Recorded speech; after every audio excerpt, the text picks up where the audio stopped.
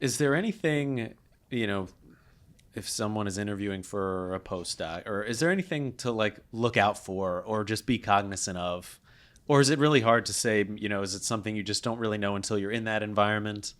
I think no. I mean, I didn't look at the most recent success of the postdocs that were in that lab. I didn't ask about inter collaboration. I think that it's really important to be in an environment where you can talk to people and discuss their science and learn from them. And like, how do lab meetings go?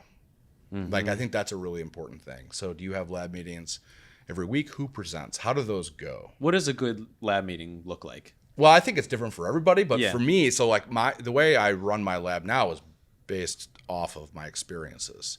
And so when I was a postdoc, it was in a big lab, and you would present maybe once a year because it would be every week someone would go.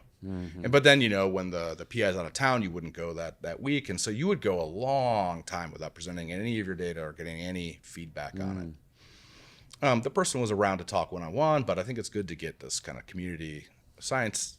Research is done best in a community, right? So the way I do lab meetings now is everybody in my lab presents every week. And it keeps people engaged. You're not getting all of your data just before you have to go present. And it keeps you, I think research is a marathon, not a sprint, and it should be done steadily and not in spurts. And so that's really changed the way I run my lab. I think being able to talk science with your colleagues is super important. Do you go to meetings?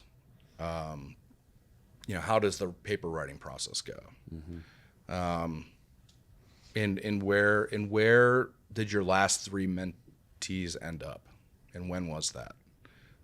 There's a lot of these questions that I was like, kind of, I didn't think to do that. I figured that person's super famous.